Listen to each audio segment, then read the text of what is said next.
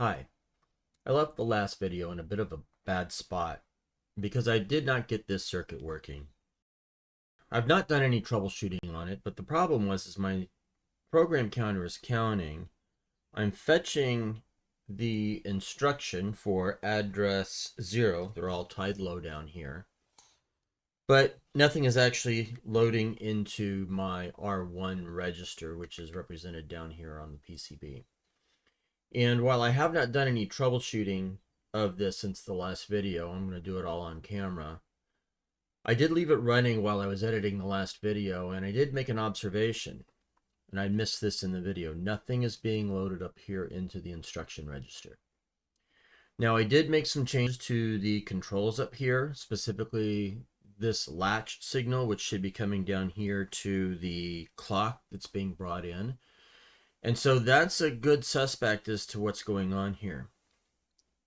So either this is going to end up being a relatively quick troubleshoot and solve, and I'll end up adding something else to this video to get a decent length, not a 5-minute video, or it's going to end up taking up the entire time. But I promise I will end up getting this circuit working in this video. And if it ends up being ridiculously long, I'll edit it down to the essential points, and then I'll likely put up an unedited video if it turns out to be ridiculously long, which, who knows, it could. Anyway, let me get right into it. Hi, my name is Adam. I'm building a 16-bit computer from scratch. I hope you'll join me on this journey. Okay, my plan today is to do the lion's share of the work troubleshooting using this logic probe. It's a relatively simple tool, inexpensive, and I know that there's kits that you can get out there to build one of these yourself if you're so inclined to do so. I just happen to have inherited this, so I use it. If you touch something, you can see both lights come on. If that indicates that the line is floating, I can touch a high signal. The red light comes on indicating that it's high. I can touch a low signal. The green light comes on indicating it's low. And then if it's flashing, such as the clock here, you will see both lights come on and they'll alternate back and forth. So this is the signal I'm trying to find up here where it should be latching. And that signal is good. So now I've got a problem where I don't have data coming out of my fetch onto the instruction. So this is high. If I was to look at that, it's low, low, low, high. So looking up here, low, low, low, high. So interestingly enough, well, that is a high signal. That's fascinating. Okay. Everything else is low, but that one's high. And that would indicate that this is high, which is accurate. Everything else is low. So remember, it's the high nibble here and the low nibble here that are being extended up to here. It's being latched. Well, I assume it's being latched. Yes, it is being latched because I'm dragging it out here. But I don't have my LEDs on. Why do I not have LEDs on?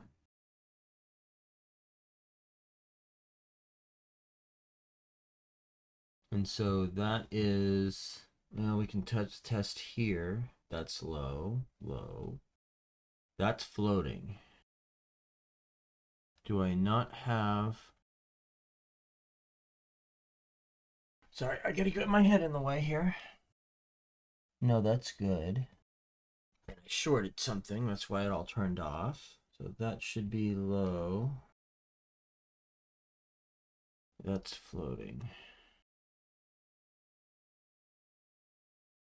That's a 541 and it's installed upside down. So let's see here. I believe this pin should be brought low in order to output.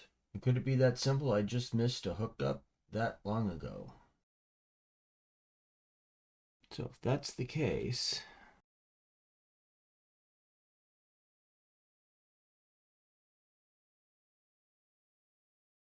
okay. So now that gives me the instruction here. And so that solves that instruction register problem. Okay.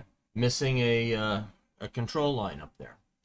Next piece to troubleshoot is the fetch register's main bus assert. And this should be asserting with this instruction, and more specifically with these four LEDs being 0011. It should be either this signal, should be either this signal or this signal over here, which is brought low. So one of these should be brought low, and let's trace this backwards here. This should be 0011, which it is. High, high, high, high. So it's not this bank. And I'm looking to see which one of these demultiplexers has its signal low. One of them should.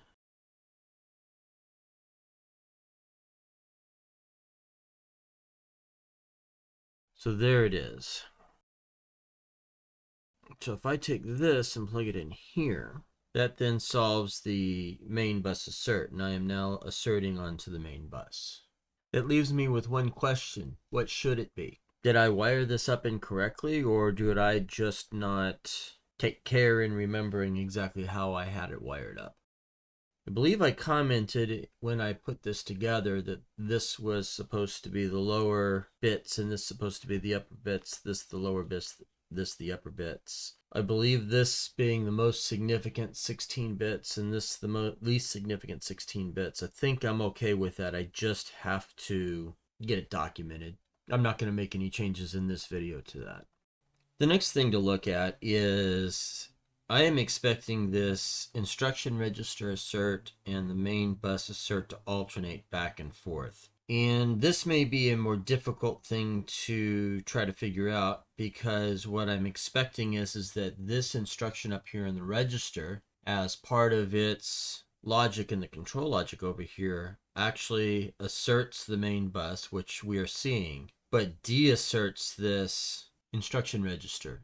And it may be something that's just a simple change in logic, so I think I'm going to start there. So now looking at this logic looks correct. What I'm seeing here is that I'm getting an address bus 1 assert on the program counter, and I am doing a fetch assert main and a load and latch. My fetch assert main does have the instruction suppress in there. The instruction suppress is tied to control logic 1 bit 4. Control logic 1 bit 4, so this is 0, 1, 2, 3, and 4. That's showing low. Over here, 0, 1, 2, 3, 4. That's showing low. And that should be high. What could that be? All right, let's take a look at EEPROM 1. 0, 1, 2, 3, 4 is set high for those. So I should be getting a high signal. So something is not right in the address that's being presented here. So high, low, low, low. So 1, 0, 0, 0, 0, 0, 0, and 0. So that's correct. This is the address that's being presented. So I have a disconnect in my logic. So the instruction, this tells me that I've got, all right, Adam, think this through. That's why.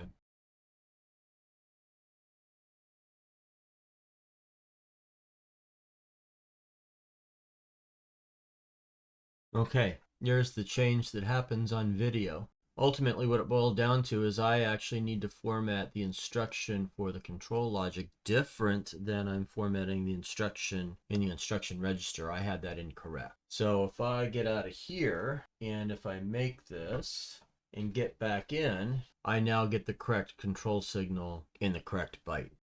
Okay, now I need to commit this to the EEPROM and then we'll redo our test. Let's give this another test and see how we do. Okay.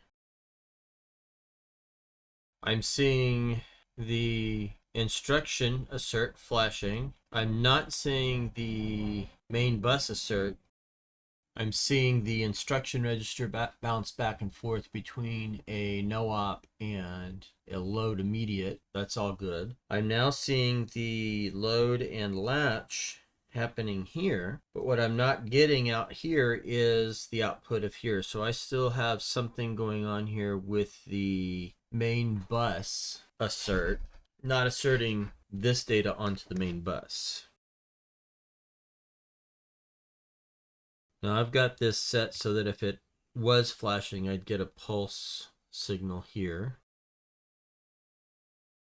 That's remaining high. So that's correct. But that's not changing because that's changing and that's changing. So this may be a timing problem. So these are changing back and forth properly. This is not changing. This is changing back and forth properly, which should be enabling and disabling, but this is remaining high. And I turn it off and the main bus assert comes on. So clock.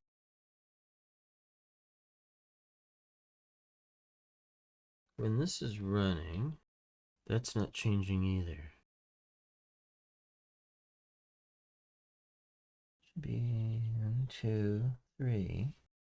That's correct. And then this one is also correct. This is going to the instruction. I may need to delay that, but the main is not changing. Yep, this one's going to be a timing problem, I believe. So what can I do to slow this down?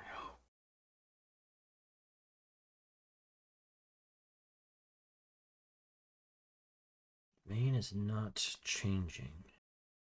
So I need to slow down this signal. So if I pull this out, I'm just going to hook it in there for now. I'm going to drag this up to there. Take its output and drop it in here. And then take its output and take this back down here to the... That delay didn't do anything. So unfortunately, I think I'm going to have to look at the grab the scope to figure out exactly what's going on here. Let me put this back.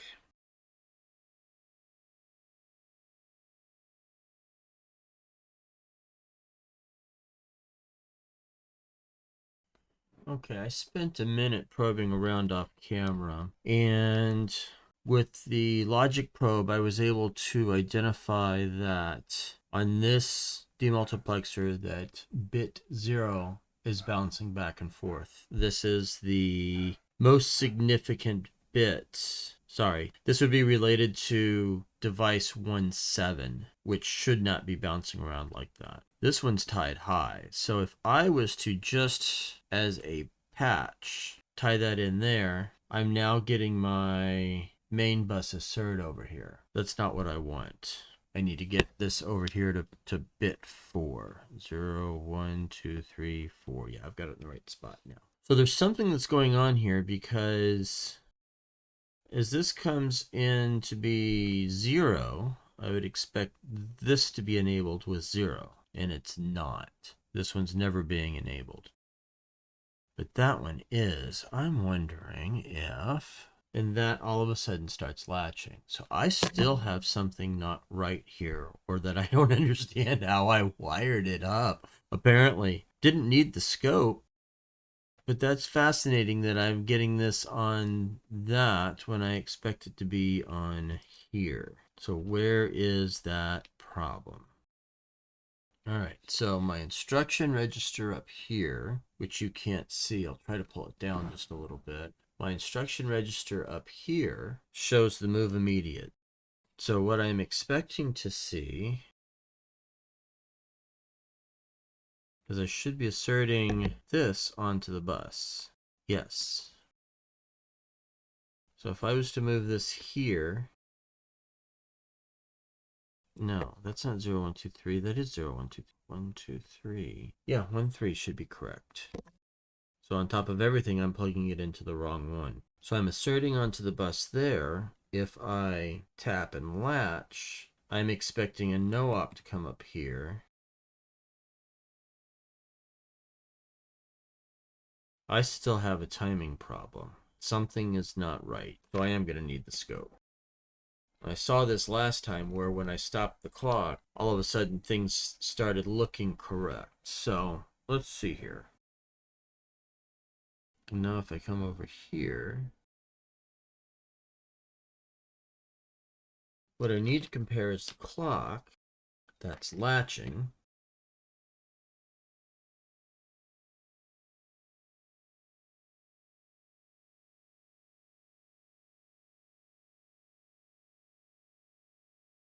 So let's see here. I'm going to try to put this someplace where you can see it. Unfortunately, the glare is horrible.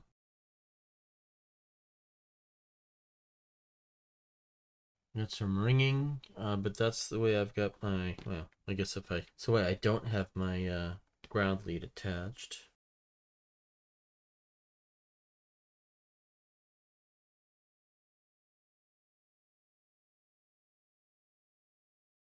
Okay, so the yellow trace is my clock that actually performs the latch on the instruction register, and it's happening slightly ahead of the signal for the instruction register suppress. So that's not good. I actually do need to delay that clock a little bit. If that's the case, I should be able to pull that in here, and then attach this into my clock right there. Well, that change may have actually been a good change. Let me see down here in the corner what happens if I pull address 0 and replace it with something coming off the address bus 1. That does not appear to be doing what I wanted it to do. Getting the clocks okay.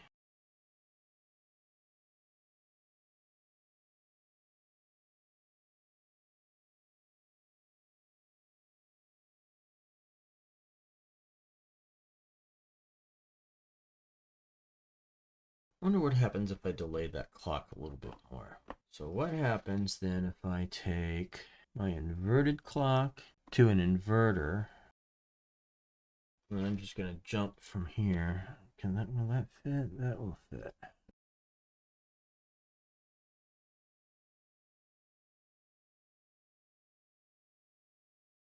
Did that actually work?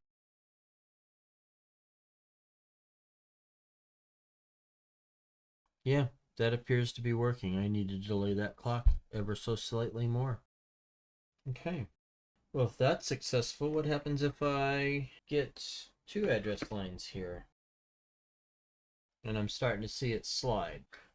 I'm set up at this point to do some measurements of several signals related to the actual clock. Now, this is going to be the clock that's generated off the 555 timer, and then I'm going to do some comparisons against that. What I've got up here, the blue trace or the cyan trace, is the actual clock that is used for controlling all of these signals. And so I'm going to start measuring all of these different signals that I'm looking for against the clock, so I can get some little bit of objective look at what I am dealing with here. Things just still don't look right to me. While I am getting both the instruction register assert and the main bus assert, they're both happening in the same clock cycle. Okay, I'm gonna stop this here. This line of analysis really doesn't get me anywhere, and while I make some changes to the timing, it really doesn't actually solve any problems. And it also brings into pretty sharp relief for me that I do not understand what I'm looking at and therefore can't explain it well, and I don't want to confuse anybody. There's going to be a follow-up video to this related to getting the timings right, making sure that I can explain everything, but this is not that video. In the meantime, let me jump ahead to where I've got the Larson Scanner somewhat working on the PCB. I have 6 address lines hooked up, and I have made and backed out a change to the timing signals. Well, I did promise to have it working by the end of the video. I can't say that I like the way it is working, but it's doing somewhat what I thought it should do. Let me slow this way down and I'll show you the problems here. I do have some things that I've got to try to sort out. You'll notice that there's an LED that doesn't turn on, and these LEDs up here don't get used either.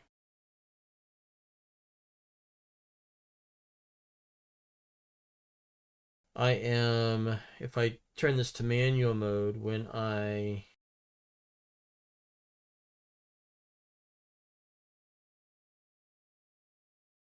takes me several cycles to get through it, so it's not deterministic.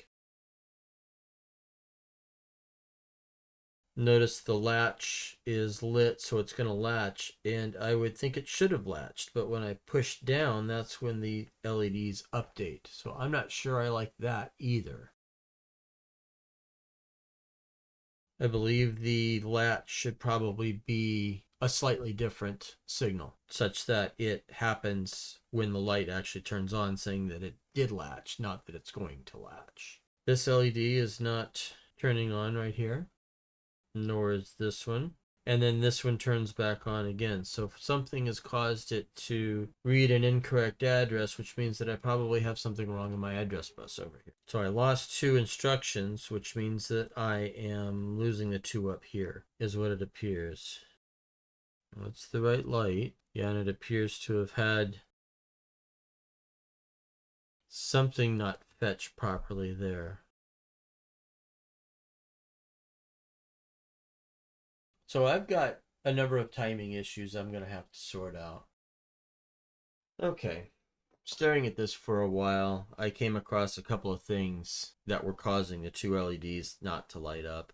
This ribbon cable was off by 1, so it was shifted over to the left one, pulling the most significant bit down, but more importantly, leaving the least significant bit floating. On the other hand, this ribbon cable over here was also off by 1 to the left, making the most significant bit here go to a low state.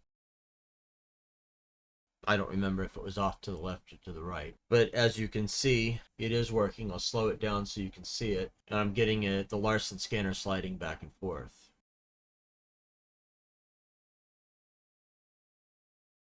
I have this wire here. I've got this flag. So I switched the inverter with the buffer, and I now have it plugged into the correct location. My challenge now is I don't know that that's right. And while the results are what I'm looking for, I have to convince myself that all of this is correct in here. And that's going to be the subject of the next video. But at the start of this, I promised we'd have a working Larson scanner. We have a working Larson scanner. Thank you. We'll see you soon.